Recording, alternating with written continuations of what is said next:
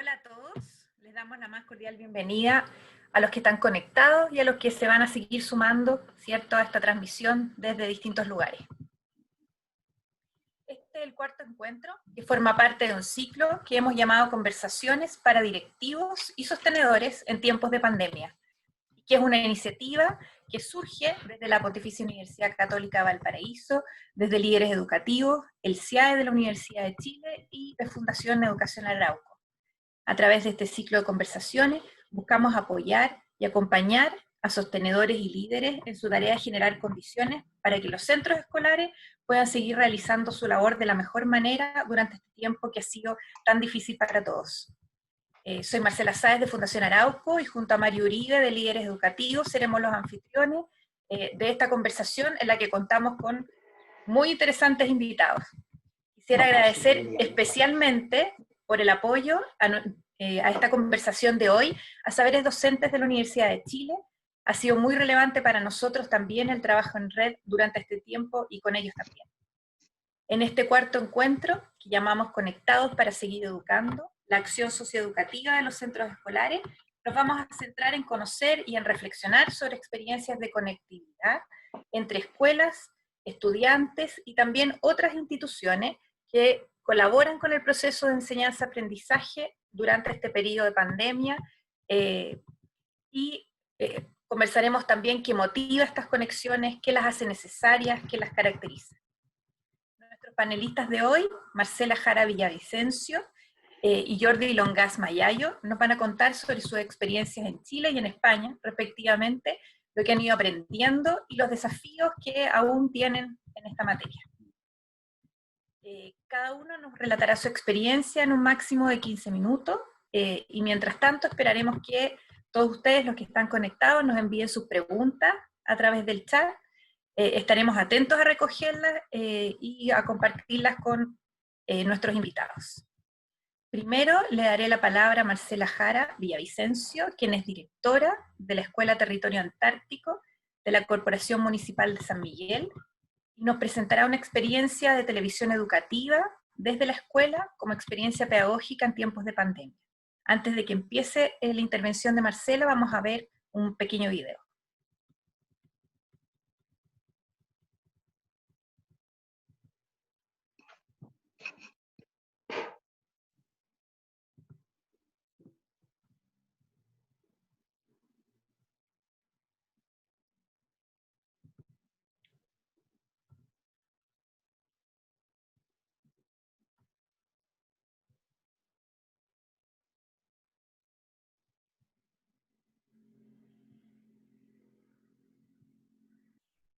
Audio, no hay audio.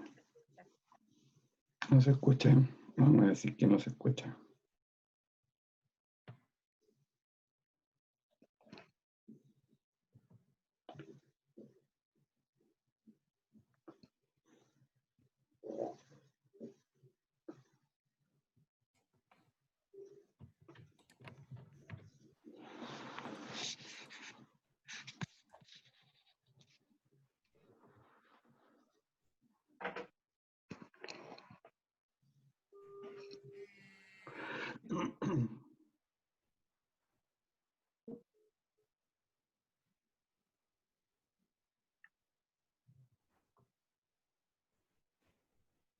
Sí, avisé. ¿No lo escucho nada usted tampoco? No. No. Sí, porque puse mi teléfono al Facebook y por suerte no nos vemos nosotros, pero no se escucha nada. No. Y me está preguntando si se escucha o no No se escucha. Entonces que parta Marcela nomás y nosotros lo resolvemos. Marcela parte. Sí, hola, muy buenas tardes. Gracias por la invitación. Creo que, bueno, en el video, si en algún momento se arregla, yo soy directora, mi nombre es Marcela Jara Villavicencio y soy directora de una escuela pública en la comuna de San Miguel. Este es mi segundo año en ese maravilloso espacio, porque es un espacio de aprendizaje, es una comunidad que siempre se está desafiando y no podíamos ser distintos. Y nuestra gran propuesta, cuando ocurrió, cuando nos dijeron, porque además nosotros, ojo, no alcanzamos a entrar, la escuela tuvo cambios en su infraestructura, entonces cuando íbamos a entrar, que era el 16 de marzo, adivinen lo que pasó. Se declaró estado de catástrofe, por lo tanto, nosotros aún no vemos a nuestros alumnos, solo lo hemos visto por las pantallas, y cómo este canal nos salvó, por así decirlo, y cómo el problema era cómo seguir siendo escuela a distancia, porque el espacio físico de la escuela es clave, no solo para los contenidos, para el proceso de enseñanza-aprendizaje, sino que para la contención emocional. ¿Cómo llegar? Nuestro desafío es decir, ¿cómo llegamos nosotros a nuestros alumnos y alumnas? ¿Cómo ellos saben que nosotros estamos para ellos? ¿Cómo llegamos a aquellos niños donde su único espacio social es la escuela?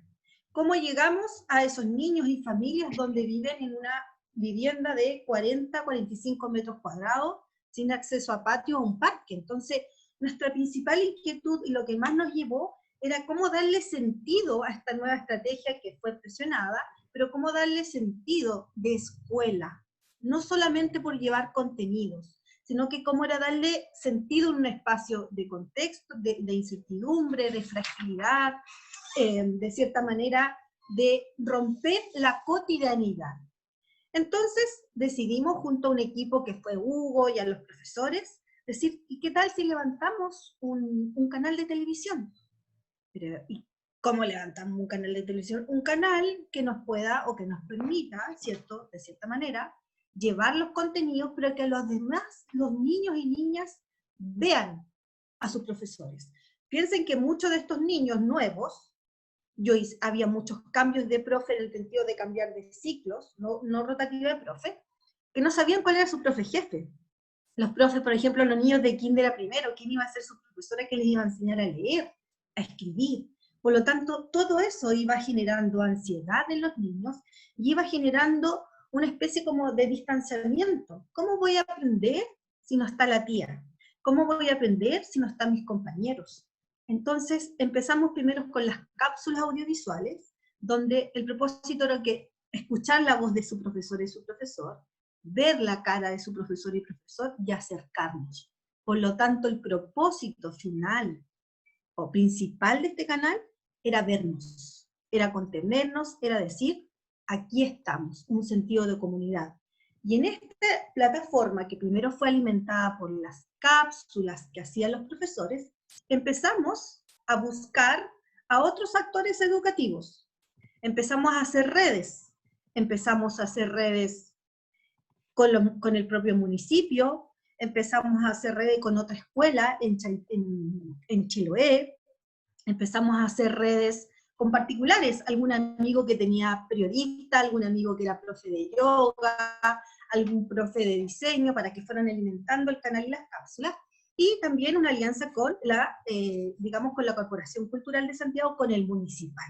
También, ¿por qué? Porque queríamos ir elevando expectativas de que entrevistar gente y personajes que les permitieran a los niños un poco salir de este contexto de encierro, salir de este contexto de alerta, y el canal se fue alimentando no solo con las cápsulas audiovisuales de las profes, sino que entrevistas en vivo, conversatorios, desafíos, cápsulas donde los profesores hablan, pero también hacen participar. Hemos tenido invitados deportistas, periodistas, ¿ya?, donde los niños van interactuando. Hicimos un conversatorio de diversidad y género también. ¿Por qué? Porque al final este canal de televisión se transformó en el patio de la escuela. Ahí conversamos, ahí compartimos lo que estamos haciendo, ahí compartimos contenido, se resuelven dudas, se escuchan, se da un sentido de comunidad. Para crear este canal es súper importante que todos alimentamos el canal. Ojo, que no está a cargo solamente de la directora o del enlace. Todos lo alimentamos. Este canal pasó por varios, desde el 18 de mayo, y ahí, si es que logramos ver el video, pasó por varios capítulos, como cuando nace algo. Primero lo alimentamos con cápsulas de los profes de manera rotativa, como a la antigua, en los cines, rotativa, ¿ya? Nos fuimos dando cuenta, ¿cierto?, que necesitábamos dar un frescor. Pusimos desafíos para que los niños fueran a levantar. Luego dijimos, esto está muy desordenado, a ver si, de cierta manera, lo que nosotros hacemos es ir focalizando. Entonces, cada día tiene un tema específico. Por ejemplo, el lunes corresponde a artes, y hay un equipo de 6 o 5 personas, donde hay un directivo, profesores y asistentes de educación, que alimentan ese canal. Es decir, le dan una estructura, le dan un tema. Es un trabajo colaborativo, donde incluso están los apoderados de los niños de comunidad. No es algo que levanta el equipo directivo. Es una necesidad comunitaria. No sé si me voy siendo clara, o a lo mejor ustedes me dicen voy siendo muy, muy rápida, Mario o Marcela. Entonces, es importante entender como que estaba el desafío de llegar a nuestros alumnos y hacer una contención, porque muchos de ellos no tienen acceso a internet, no hay Netflix, no hay cable, ¿ya? Pero a la vez una contención emocional y a la vez motivar. ¿Cómo logro yo motivar y logro tener a mis alumnos aquí? Aquí estoy, aquí estamos. No con una necesidad de control, sino con una necesidad emocional de saber que vamos a estar bien, vamos a salir juntos, necesitamos reflexionar, necesitamos avanzar, pero también necesitamos aprender juntos. Y este canal hoy en día tiene 800, es un canal igual cerrado, es abierta la publicación, pero va cerrando, y este canal va de lunes a viernes, desde las 2 hasta las 8 de la tarde, con mucho material en vivo también. Llevamos como 110.000 reproducciones, es decir, hay mucha gente que lo ve, y no solamente nuestros alumnos, sino que lo ven desde otras escuelas. Hay muchas familias que se alimentan de la programación de este canal, porque quizás en las escuelas que están, a lo mejor no lo tienen, o a lo mejor les gusta, pero ha sido un espacio súper bonito de aprendizaje. Yo en la mañana, cuando vi el video, le decía a Mario que era como, bueno, va a sonar exagerado, pero como cuando un hijo o algo que tú has creado con un equipo, de que uno no es tan consciente de lo que va logrando hasta que va tomando procesos de monitoreo, de evaluación, de decir, mira lo que hemos levantado como comunidad. Y pucha que se puede, y pucha que las escuelas públicas tienen tantas buenas noticias que entregar, tanto, tanto, tanto, tanto, que esto es un ejemplo, porque estoy segura que hay un montón de escuelas que han levantado esfuerzo y se han desafiado, y darle un vuelco y un giro a la escuela pública. La escuela pública es esto. Es a pulso de motivación, es a pulso de querer llegar, es a pulso de decir, basta de considerarse la escuela pública como la escuela pobre, la escuela frágil, o la escuela que repite círculos. No, la escuela pública es maravillosa. Y esta escuela, de la cual yo soy directora y que quiero muchísimo, me siento súper orgullosa, y aprovecho de enviarle un saludo a todos los profesores, a los docentes, a los asistentes, a los niños, que los quiero un montón y los extraño, es que yo me siento orgullosa de esta escuela, orgullosa de este proyecto, que seguramente no nos vamos a detener, volvamos o no volvamos, va a seguir siendo una instancia que nos empuja, nos desafía, y nosotros hemos visto esto tan triste, sin dejar de ser, como una oportunidad. Esta ha sido una oportunidad que nos ha empujado a desafiarnos, a reflexionar y a mejorar nuestras prácticas pedagógicas en función, ¿cierto?, de la motivación, y lo más importante, de nuestros niños y de nuestras niñas. Eso, mis estimados. Muchas gracias, Marcela. No solo por compartir en el fondo esta experiencia con nosotros, sino que porque estoy segura que al compartirla también se ayuda a enriquecer en el fondo el repertorio de otros, de cómo podemos no solo motivar, como dices tú, a los estudiantes en este tiempo, sino que también acoger y también hablar del aprendizaje. Vamos a probar el video mientras vamos a conversar con Jordi, y así vemos si después podemos retomarlo para que veamos, aunque sea un trocito de la experiencia que están teniendo los estudiantes de tu escuela.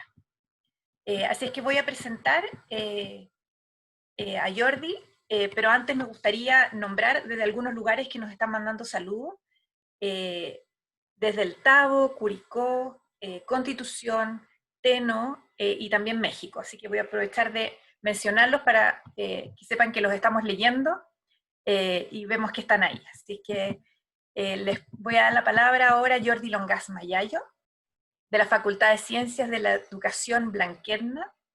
Jordi es miembro del Grupo de Investigación en Pedagogía, Sociedad e Innovación de la Universidad Ramon Llull de Barcelona, y nos va a comentar sobre las respuestas socioeducativas en tiempo de COVID en España. Muchas gracias, Marcela, por la presentación. Bueno, y a todos vosotros y vosotros por la invitación a estar aquí, ¿no? Es un poco milagroso en el fondo, todavía me lo parece, aunque con esto de la COVID hemos aprendido todos mucho, ¿no? A trabajar digitalmente, pero que yo esté a las 9:15 de la noche en España, en un pueblecito del Pirineo, empezando mis vacaciones, porque aquí estamos de vacaciones, y con bastante calor, para envidia de algunos de ustedes, ¿no? Y conversando sobre innovación y sobre todo estos temas que nos han ocupado y preocupado y nos siguen preocupando y que parece que van a durar, pero que nos han generado también muchos aprendizajes, ¿no? Y la verdad es que es un placer y un gusto pues estar aquí. Voy a situar un poquito el contexto desde el que yo voy a explicar algunas cosas, aunque tendría muchas, pero en fin, ya sé que el tiempo está ajustado y debe ser así, ¿no? Nosotros en España el 13 de marzo empezamos el confinamiento. El 24 de junio, por San Juan, se acaba el curso. O sea que, a diferencia de ustedes, nosotros nos agarró todo desde mitad hasta final de curso sin poderlo cerrar con presencialidad. Quizás más fácil que lo que les está pasando a ustedes, porque los chicos, las chicas ya tenían, ¿no? un engranaje en la escuela y estaban ubicados con sus tutores docentes tutores y con un decidido trabajo, y a partir de aquí, pues, bueno, el problema fue cómo seguimos, ¿no? En nuestro caso, estamos llevando en el grupo de investigación, y yo de hecho soy el director ejecutivo del grupo de dirección científica de un gran programa en España que se llama Casa por Infancia, que trabaja para mejorar oportunidades educativas en infancia vulnerable por causa de la pobreza.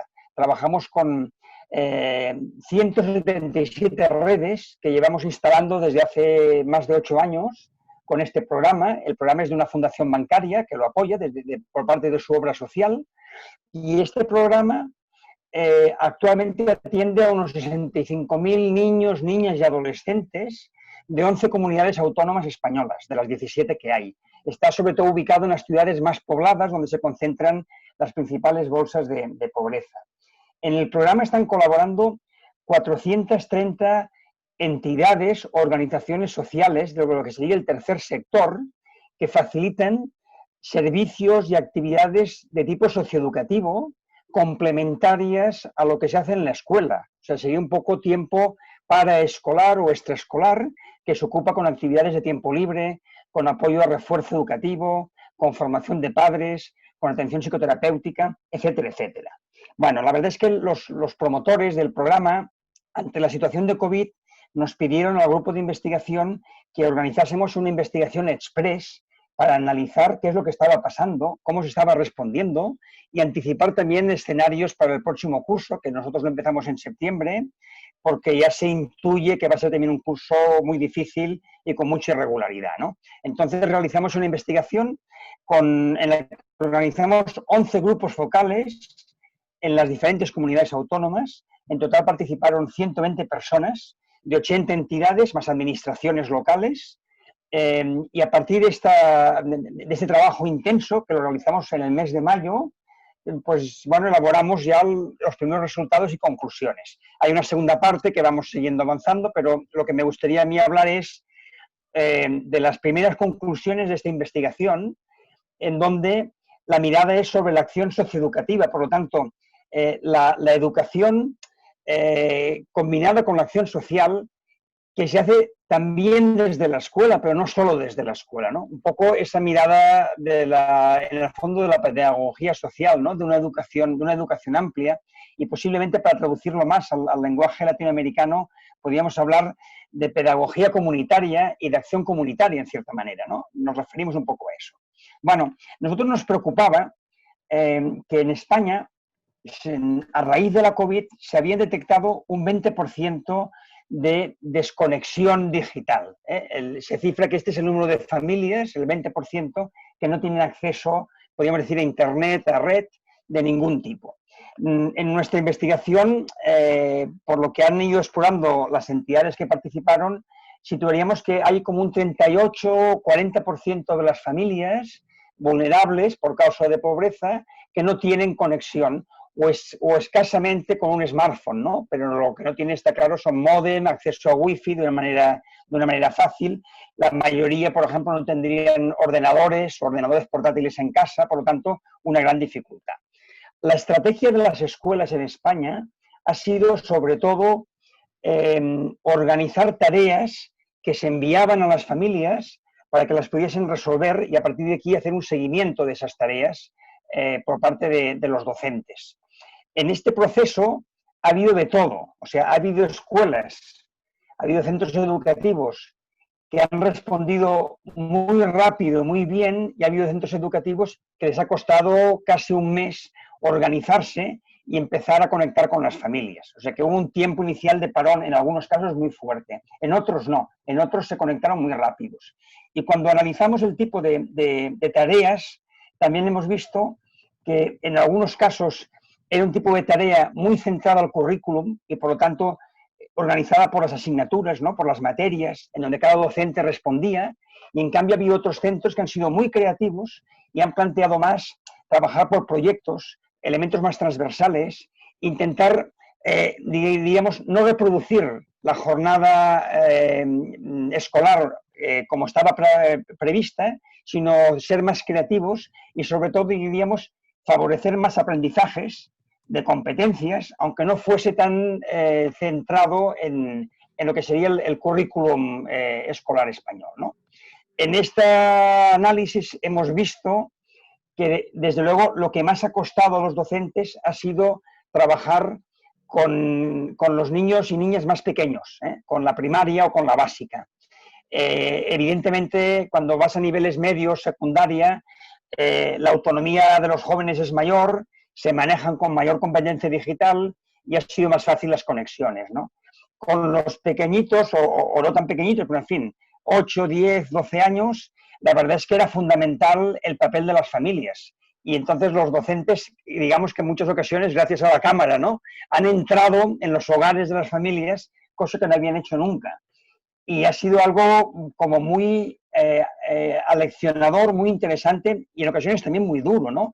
Había familias, por ejemplo, había niños que no se querían conectar para que sus maestras o maestros no viesen cómo era su domicilio.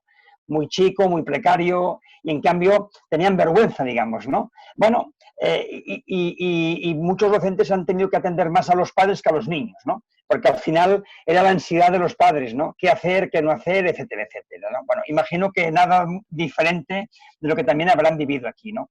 Nosotros lo que observábamos y nos preocupábamos es que se hablaba mucho de la brecha digital y nos parecía que había más brechas y que lo que está pasando con la COVID, como cuando hay grandes crisis, que también es una crisis social y una crisis económica, es que las brechas se agrandan y las distancias sociales se aumentan, es decir, se afecta a la equidad. Y este era nuestro, y sigue siendo, nuestra gran preocupación desde el programa y como grupo de investigación. Y es que las familias con más recursos siguen consiguiendo que sus hijos aprendan de un modo u otro, y las familias con menos recursos con facilidad se desconectan. Si en esa situación no interviene la escuela o otros actores de la comunidad, pues digamos que el coste de estas crisis es muy grande, ¿no? Entonces, lo que llegan a olvidar, lo que llegan a retroceder ciertos niños y niñas es importante, ¿no? Hasta hay investigaciones que han estudiado cuánto olvidan los niños y niñas en vacaciones. Y se ha descubierto que los niños y niñas del cuartil social más bajo, y son investigaciones, muchas de ellas internacionales, olvidan entre 3 y 5 veces más que los niños de nivel sociocultural más elevado, ¿no? Digamos, con familias con mayor capital cultural. Entonces, claro, nos preocupaba mucho, ¿no?, que el confinamiento fuese como vacaciones muy largas para una serie de niños y niñas. Entonces, al ir indagando, desde luego la brecha digital ha sido importante y sobre todo ha sido el acceso y el maquinario. Pero en nuestro país, las comunidades autónomas han facilitado a muchas familias de manera gratuita tablets para conectarse. Luego se dieron cuenta que si era solo tablet, pero no había Wi-Fi en casa, no se podían conectar. Entonces, bueno, fueron resolviendo como podían. Pero al final, ese fue un tipo de intervención de la política pública interesante. Lo que no hemos conseguido, y esto ya hasta lo escribimos en algún lugar, que las compañías telefónicas también tuviesen su cuota solidaria, facilitando a ciertas familias este acceso, que sería algo también, ¿no?, desde el país a pedir, ¿no? Pero luego hemos descubierto que las competencias digitales de los padres, en muchos casos, son prácticamente nulas, pero también de los hijos. Es decir, contrariamente a lo que nos parece, quizás los jóvenes, los niños y las niñas, en un smartphone pueden jugar y hacer ciertas cosas, pero competencia para hacer tareas escolares es diferente, manejar información, etcétera, etcétera, ¿no? Y entonces ahí ha habido una brecha también a destacar. Una tercera brecha, la de digital, la de competencias digitales, digital de acceso, ¿no? La de competencias digitales ha sido también, sobre todo en familias más vulnerables, las competencias parentales, en el sentido sobre todo de dos cosas: mantener un régimen en la familia de cierta organización, de ciertos hábitos, de ciertas rutinas, y por otro, a nivel de hábitos alimentarios. Muchos niños y niñas en la escuela almuerzan, forma parte de la actividad, ¿no? Entonces, hay comedor escolar. Han comido peor muchos niños y niñas en casa que lo que lo hacen en la escuela. Y luego, el tema de los hábitos, por ejemplo, descubrimos que había familias que se levantaban a la 1 del mediodía y a partir de ahí pues hacían la comida y almorzaban a las 3 o a las 4 y luego se enganchaban a ver la televisión hasta las tantas de la noche. Y entonces, claro, eso muchos días seguidos era un desorden global de toda la familia, ¿no? Una desestructura muy bárbara. Y finalmente, una cuarta brecha muy interesante, y sobre todo por el tema que hoy trabajamos, ¿no?, era una brecha escolar. Para muchos docentes, al menos en nuestro país, acercarse a los niños y niñas de contextos más vulnerables es una gran dificultad. No saben de la pobreza y no saben cómo acceder. O sea, acceden bien a las familias que responden, que les envías un correo electrónico, un WhatsApp y te lo devuelven. Y a partir de aquí empiezas una relación de acompañamiento.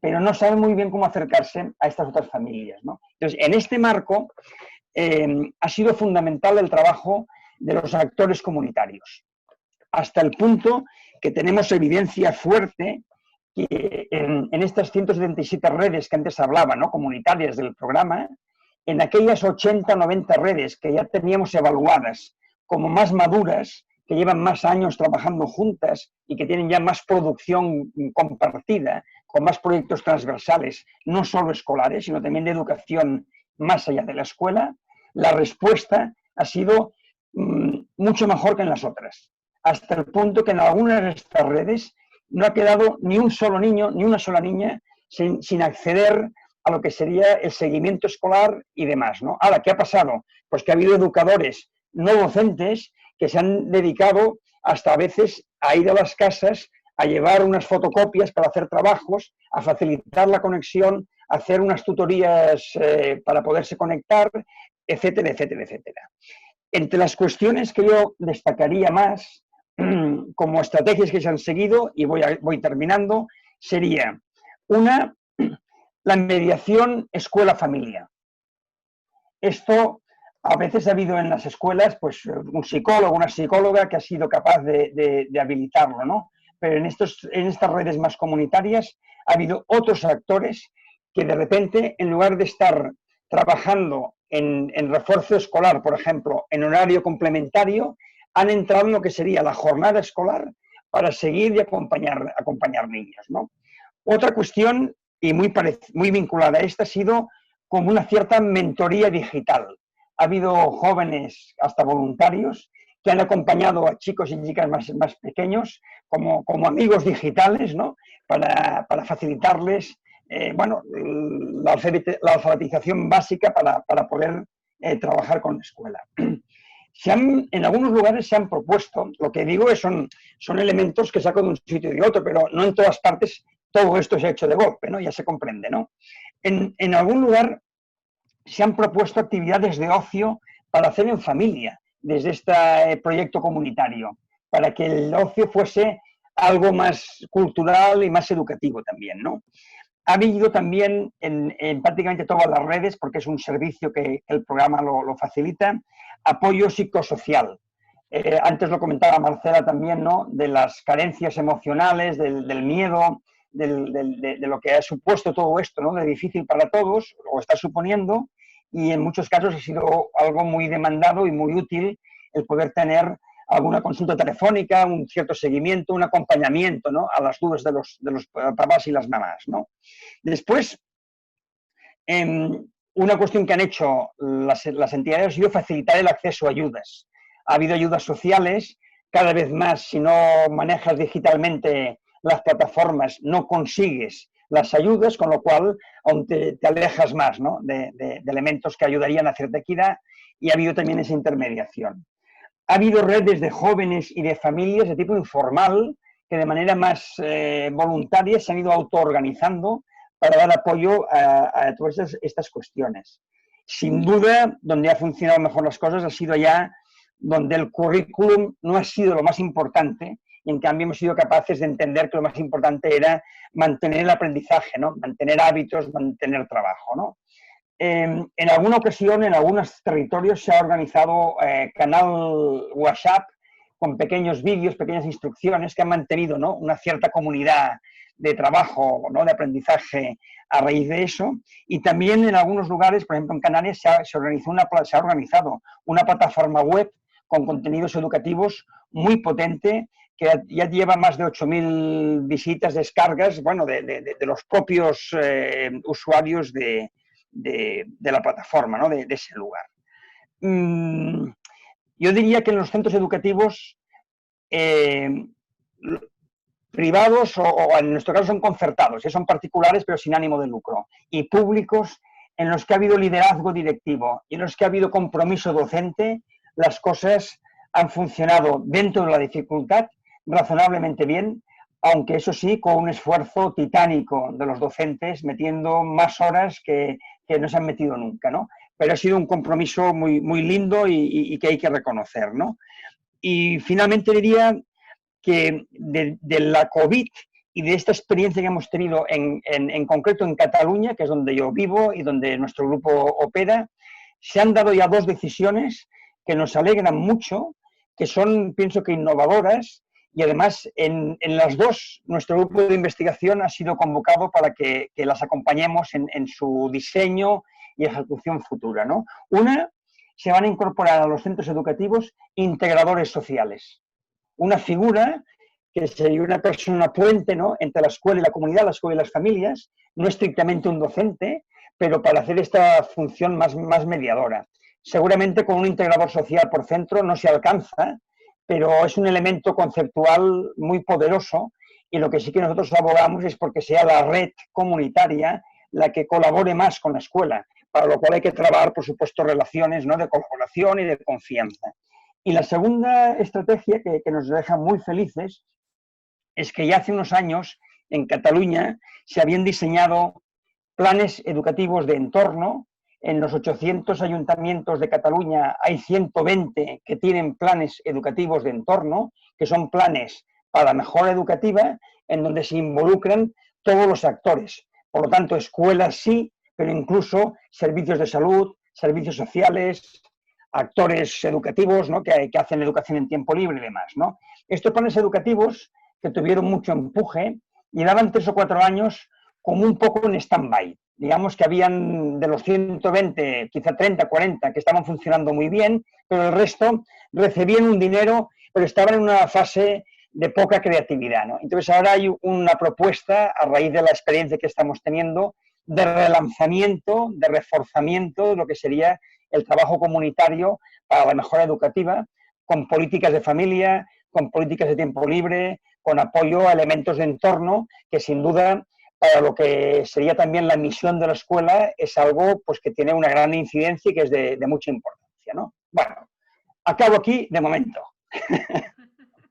Muchas gracias, Jordi. No tenemos ninguna duda que ampliar la conversación hacia experiencias internacionales también, en este caso la española, ¿cierto?, la que estás teniendo tú allá, nos ayuda a enriquecer la mirada y leer con otros ojos la propia experiencia también, que creo que es muy necesario. Hemos recibido, y también quiero hacerme cargo de los saludos que tenemos desde Coyanco, Peñaflor, Valparaíso, El Carmen, Chillán, Rancagua, El Midusé, Punta Arenas y Renca. Se me va a escapar alguno, pero ahí van casi todos. Vamos a Qué bueno. intentar, antes de pasar a las preguntas, ver el video de Marcela, que no pudimos, a ver si es que ahora podemos tener audio.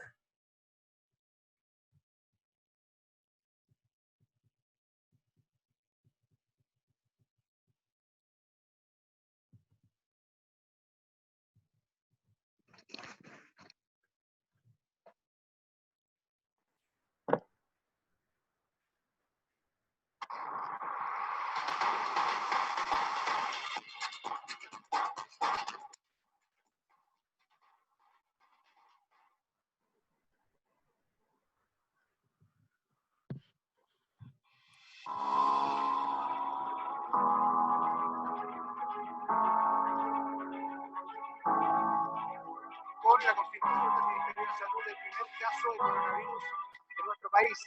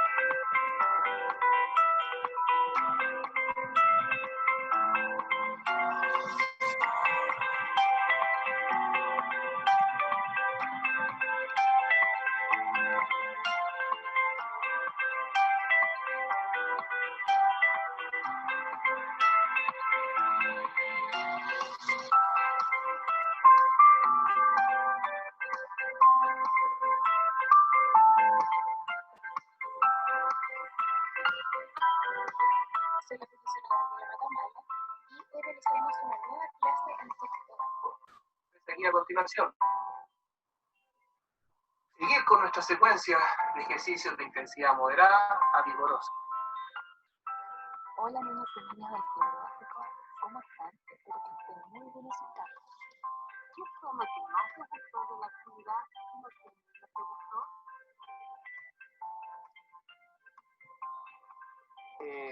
Agradecer el espacio, agradecer la maravillosa posibilidad de conocer a seres humanos que me han enriquecido más y me han enseñado más el día de hoy. De cabeza dura también de decir, yo no me mueve nadie de mi objetivo, nadie. Bueno, Hay que ser eso perseverante. es importantísimo. Y un mensaje a los chicos que vayan por sus sueños, Eso. los persigan, siempre los te digo, alguien siempre te está mirando como actúas, cómo trabajas, responsable.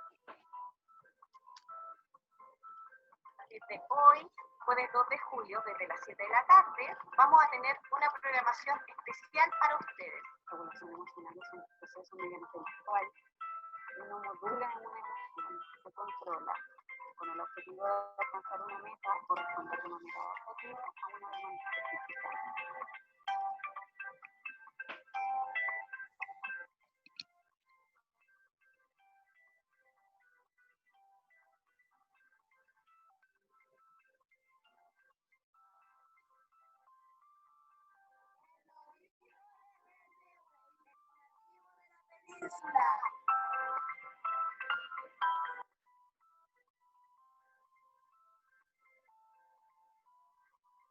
Buenos días.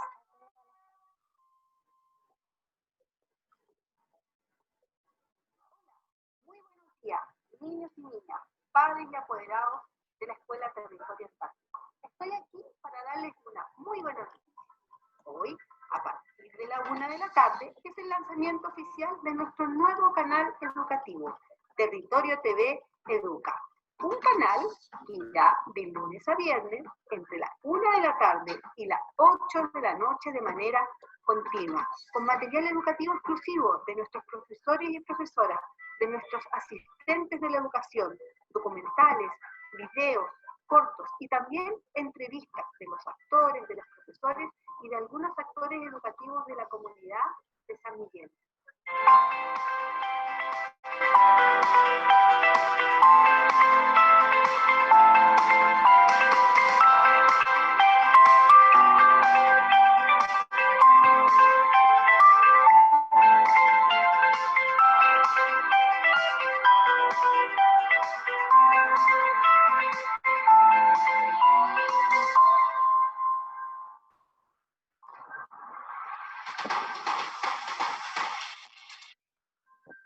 Buenísimo el testimonio, muchas gracias. Quiero comentarles que tenemos una enorme cantidad de preguntas para ambos. Les transmito también las felicitaciones. Muchas gracias, Marcela, muchas gracias, Jordi, por conectarte desde España en tus vacaciones. Nos dicen aquí muchas personas, así que hay muchísimas preguntas, así que estamos tratando de hacer un esfuerzo, pero hay un concepto que es como, yo diría que es como una suerte de común denominador a ambos, que es el concepto de conectar. En ambos casos, Marcela nos decía que no entramos a clase y la necesidad de conectarnos con nuestros estudiantes, y Jordi, si no entendí mal, el centro del desafío era cómo conectar la escuela con los padres, un conjunto de padres que tenían competencias parentales más bien descendidas, por lo que pudimos ver. Y ahí entra un actor. Voy a partir con Jordi la primera pregunta, voy a tratar de resumir muchas que nos han llegado, pero ¿quiénes son estos actores comunitarios que hacen el link entre la escuela y los padres, y cómo se involucran con el equipo directivo de la escuela para colaborar en el trabajo escolar y conectarse con los estudiantes, con los niños? Y nos preguntan mucho los niños entre qué edad, porque hay entre la audiencia muchas educadoras de párvulo, entonces dicen, son desde muy, muy pequeñitos o hasta qué edad. Entonces yo partiría por ahí, y luego tengo un conjunto de preguntas también para Marcela que van entre cómo te reflejas también en el diagnóstico que ocurre en España. Hay mucho de lo que ocurre allá que también te ves reflejada, y viene también la pregunta de la conexión. O sea, la televisión educativa, hay un planteamiento básico que es decir, tengo conexión. Entonces, ¿cómo lo trabajas con los que no tienen conexión? Que es uno de los diagnósticos que también planteaba Jordi, pero ¿cómo lo trabajas desde acá como para empezar? Entonces, Jordi. Bien, gracias, Mario. Hay harta teoría que explica la relación entre éxito escolar y éxito educativo, no solo escolar, éxito educativo, con el capital social de las personas y de las familias. Esto es algo importante, porque el capital social significa justamente, en el fondo, lo que pasaría en Facebook, ¿no? ¿Quién tienes en la agenda? ¿Quién te puede ayudar? ¿Con quién intercambias? Entonces, justamente, algo muy asociado a los contextos de pobreza es que el capital social es bajo. También el capital cultural, pero no, el económico, por supuesto, por eso son pobres, pero algo que explica también la pobreza es eso, ¿no? Entonces, la conexión es básica para salir de ciertas situaciones de vulnerabilidad y para tener oportunidades educativas y oportunidades en la vida. Hay un autor americano, Peter Miller, que habla del liderazgo de intermediación justamente en ese terreno, y es trabajar directamente con familias para conectarlas, ¿no? Conectarlas a la red, conectarlas a personas, conectarlas a instituciones que tengan posibilidades. Entonces, la gran amenaza que intuimos todos, ¿no? con la COVID es que la desconexión de muchas familias podría ser total, ¿no? Y entonces, si ya cuesta para muchas familias de estos contextos acercarse a la escuela cuando todo es normal, cuando te vas para casa porque la ley te obliga a irte para casa y no tienes internet en casa, pues se acabó la escuela y ya veremos cuándo aparece, ¿no? Y podían ser meses de toda esa historia, ¿no? Entonces, la preocupación fue, digamos que muy global. Lo que pasa es que para acceder a esas familias, las escuelas solas lo tenían o lo tienen muchas veces muy difícil. En nuestra experiencia, quien ha hecho esa intermediación han sido entidades del tercer sector, ¿no? Organizaciones sociales, organizaciones que se dedican a hacer educación en el tiempo libre, que se dedican a organizar solidaridad también, incluso a lo mejor a repartir alimentos cuando ha hecho falta mediante banco de alimentos y demás, ¿no?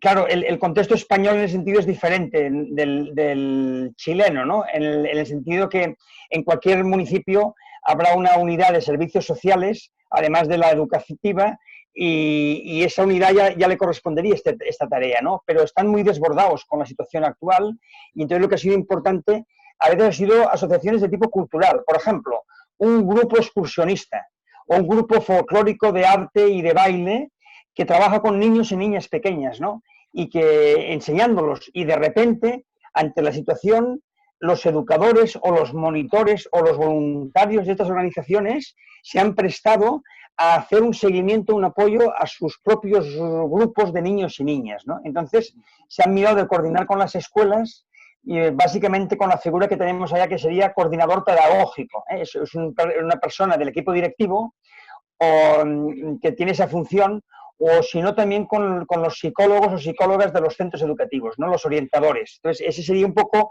la unidad de enlace, y a partir de aquí, por supuesto, con los tutores, no sé si ustedes llaman de aula o de clase, ¿no? Los docentes de aula, o sea, el docente referente de un grupo, ¿no? Y eso ha sido con todas las edades, ¿eh? Con infantil, con básica y con secundaria. Lo que pasa es que con infantil y básica el reto, y sobre todo infantil, era acceder a las familias. En cambio, con los de secundaria es diferente, son más autónomos y se accedía más a los chicos y chicas, ¿no? Pero eso ha sido un poquito el sistema. Tu estrategia de conexión. Nos preguntan mucho tanto por los que no tienen con qué conectarse al canal, como con aquellos que lo tienen, y que probablemente se refleja mucho lo que Jordi decía, de que no necesariamente todos tienen un computador, puede que tengan un teléfono. O sea, sabemos que en Chile el hecho de que uno tenga acceso a internet en la casa no necesariamente significa de que todos tienen un computador o una tablet detrás, sino que es mucho más limitado. Entonces, la estadística también puede ser... De hecho, no lo mencioné, Mario, pero ese fue como una de las cosas que también nos empujó a levantarnos en una plataforma que fuera Facebook y no otras como Classroom, Instagram, porque esas requieren una conexión. Cuando empezó en Chile, por lo menos cuando empezó lo de la pandemia, muchas compañías, en principio la totalidad de las compañías, liberaron las redes, sobre todo WhatsApp y Facebook. Por lo tanto, nosotros escogimos y analizamos con el equipo de decir a través de qué plataforma, qué persona no puede tener una cuenta. Para tener una cuenta en Facebook necesariamente necesitaría solo tener una cuenta de correo. Y pensamos en esa posibilidad de que obviamente no existen computadores y que iban a existir quizás dispositivos electrónicos que fuera un celular, que generalmente es el celular que tiene el papá, y que ese celular llegaba también en el periodo que el papá estuviera en la casa. Por lo tanto, por eso escogimos Facebook, para intentar llegar a todas las familias. Y cuando no era así, y nos fuimos haciendo el trabajo que mencionaba Jordi, familia por familia, logramos levantar los documentos y estas cápsulas por WhatsApp. Es decir, estas cápsulas de aprendizaje no solo se pasan por el canal, sino que además a través de la página institucional, cada curso tiene carpetas por temas y cápsulas que llegan a las familias. El aprendizaje, ojo, no solo pasa por las cápsulas. Las cápsulas es un apoyo, el canal es un apoyo a lo que ya pasa. Es como cuando uno en la casa está y necesita sentir ruido y necesita sentir que está conectado. Nuestro propósito del canal era eso, sentir esa compañía. Aunque en la cápsula yo ya la haya visto, es sentir que aquí estábamos. Pero ojo, que el trabajo se hace por cápsulas, a través del WhatsApp y a través de Facebook, que hasta el día de hoy en la mayoría de las compañías Facebook está liberada, en Chile por lo menos. Ok. Dos preguntas. No sé si les queda claro. Sí, dos preguntas de inmediato. Uno, ¿cómo ha impactado esto en las prácticas y en las reflexiones de los profesores pedagógicas? Nos están consultando. ¿Y quiénes están haciendo las cápsulas? ¿Son solo los profesores o también tienen apoyo de la comunidad? Toda la comunidad, mira, las cápsulas las hacen asistentes de la educación, profesores, directivos, amigos de la escuela, y me refiero a colaboradores. Por ejemplo, los están haciendo algunos componentes de la Municipalidad de San Miguel, periodistas, diseñadores gráficos, profesores de yoga, los amigos también que hemos conservado Kiklos, que es un porcentaje que tiene que ver con ciencia y reciclaje.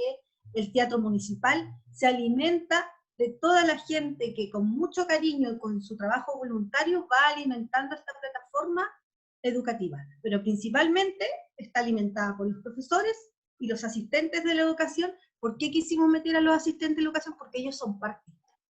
Como ellos están en la parte más física o administrativa, también era importante sumarlos a este barco de decir, ustedes son un ancla perfecta también, porque ellos también tienen mucha cercanía con los alumnos. Y al final no involucrarlo a ellos también significaba un quiebre emocional para ellos. Porque físicamente son las personas que hacen el aseo, que abren puertas, que atienden situaciones emergentes. ¿Qué van a hacer ellos en este tiempo? Entonces ellos también necesitan y deben y tienen el derecho a vincularse. Y esta es la forma que nosotros encontramos, siendo parte, sin ser especialista en lo pedagógico, acompañarse y al final se transforma en un apoyo para los profes, tanto en lo administrativo como en las cápsulas. Mario, déjame una cosa porque es que me provoca mucho lo que dice Marcela, porque yo pensaba, esto ha pasado como respuesta de emergencia a una situación que no habíamos vivido nunca en todo el mundo. Pero ¿se imaginan ustedes qué pasaría cuando volvamos a cierta normalidad? Si toda esta gente que ha ayudado a levantar la televisión siguiesen unidos para mejorar la educación en Chile, esto es una bomba. Sí. Y ese es el desafío también, ¿no? O sea, eso es lo que más se parece a esta idea de planes de entorno que les comentaba antes, ¿no? Que es no solo la escuela preocupada del éxito educativo, sino toda la comunidad, ¿no? Esa es la gran cosa. Quizás es un aprendizaje que estamos haciendo ahora. Yo lo quiero destacar, porque eso es capital social de la escuela, ¿no? Eso hay que cultivarlo para el futuro. Gracias, Jordi. Permíteme el consejo. Eso es lo que levanta y lo que nos motiva, porque imagínense lograr movilizar a una comunidad pensando, ellos podrían decir, no, ese no es mi trabajo, pero tiene que ver con un sentido de comunidad, de decir, de esta, que es una palabra que no me voy a cansar, nunca repetir, de esta salimos juntos, nunca más solos. La educación no se puede entender como matemática por allá, ciencia por allá, tú abres la puerta, tú cierras la puerta, somos un conjunto. Sí. Nosotros manejamos mucho un concepto que es el de la corresponsabilidad, ¿no? Exacto. Todos somos responsables de, que no quiere decir que todos somos responsables en la misma proporción o en la misma cantidad, ¿no? Porque cada uno tiene sus responsabilidades, ¿no? Los padres las suyas, la escuela las suyas, pero todos somos responsables de la educación de los pequeños, ¿no? Sí. Exacto, Jordi. Es una muy buena, yo creo que todo lo que han dicho es una muy buena definición de lo socioeducativo. Que es el concepto de que mandan en este conversatorio. Sí, señor. Marcela, hay muchas preguntas de profesores que dicen, bueno, ¿cómo lograron en tan poco tiempo alinearse incluso al currículum? ¿O están fuera del currículum estas cápsulas o estos recursos? No, lo que fuimos intencionando es que era muy, muy, muy difícil pensar que nosotros vamos a lograr un currículum tan estructurado, tan largo como lo existe. Claro. Podría ser tema para otro conversatorio. Primero fue centrar las habilidades, centrar en principios básicos, habilidades básicas, más que en contenidos, en habilidades que fueran transversales a todas las asignaturas, y fuimos fusionando asignaturas. Nosotros no pasamos lenguaje, fuimos fusionando porque al final, ¿qué sentido tenía bombardear de contenidos y conceptos en un concepto que uno, como propio adulto, estaba recién recibiendo? Por lo tanto, fue consensuar, flexibilizar en torno a habilidades, ¿ya? Y a través de cápsulas. ¿Qué son lo que entendemos por cápsulas? Es una clase bastante abreviada que va entre los 5 y los 20 minutos, que también tiene un inicio, un desarrollo, un cierre, pero tiene mucha reflexión. Constantemente el profesor va preguntando, como yo lo digo a lo Mickey Mouse, como Mickey Mouse, no sé si alguno tuvo hijos o nietos y ve, ya niño, ¿qué viene ahora? Ya, entonces la respuesta es perfecto. El refuerzo positivo y constantemente de ir haciendo pausas, porque ¿qué gracia tiene presentar una PPT hablada o transmitida? Voy generando la reflexión intencionada y todas las cápsulas tienen un proceso de cierre, donde yo entrego un producto, un mapa mental, un mapa conceptual, una pregunta que me queda abierta, algo que no comprendí. ¿Por qué? Porque me voy haciendo más consciente de este proceso, de cómo lo voy aprendiendo, y además de más humano, con o sin querer queriendo, el profesor se dio cuenta que no necesitamos siempre la calificación para entender que nuestros alumnos aprenden. Y eso ha sido maravilloso. Nos quedan pocos minutos, hemos sido siempre con Marcela muy disciplinados en cumplir la hora y no abusar del tiempo ni de ustedes, ni de las personas que nos están mirando, todos los profesores directivos, hasta en México ya lo sabemos. Quiero orientar la última pregunta a algo que ha aparecido en otras y que tiene que ver con el futuro. O sea, en este futuro que es cómo están pensando tanto, Jordi, allá la apertura, que es en septiembre, ¿no? Septiembre, sí, que viene siendo nuestro marzo. Nosotros también estamos en la mitad de esto, no lo sabemos, no sabemos si estamos en nuestro pic, si ya pasó la primera ola. Es pura incertidumbre para nosotros y por lo tanto también, de todas maneras, los directivos tenemos la obligación de saber de que esto va, en algún momento vamos a volver a algo, a un escenario distinto. Entonces, para los dos, Jordi, ¿cómo están pensando esta apertura ya? Está claro de que aquí hay unas nuevas redes que quedaron establecidas ahí, y lo mismo, Marcela, ¿cómo lo están viendo ustedes? Más que la fecha, es cómo quedan las alianzas con la comunidad después de esto, y cuáles son los cambios más importantes dentro de tu propia cultura de escolar, de la escuela, en relación a tus profesores y a los asistentes que queda a futuro, o que a ti te gustaría visualizar a futuro. Jordi.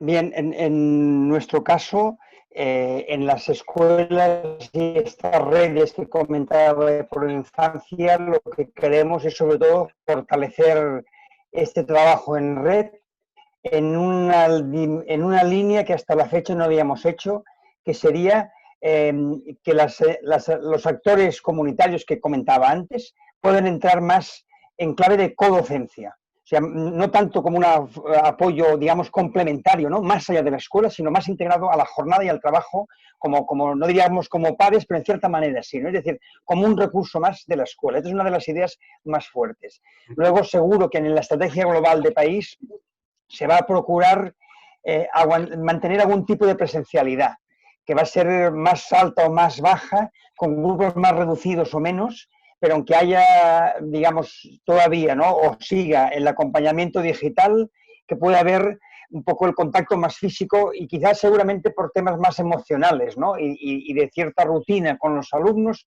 que no por más o menos efectividad de aprendizajes, ¿no?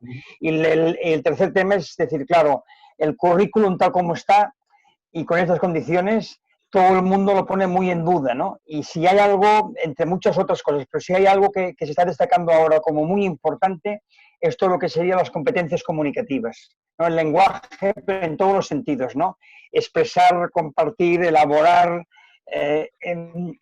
ahí es donde además se producen más brechas, ¿no? O sea que al final, lo de la brecha digital es un argumento que se ha utilizado a nivel mundial y gracias al profesor Castells, pero el tema es manejar información, elaborarla, compartirla, producirla. Entonces, todo lo que tiene que ver propiamente con las competencias comunicativas, que son diversas y demás, son lo que realmente da más competencia para seguir aprendiendo. Entonces, esa es quizá la urgencia principal que más se plantea ahora.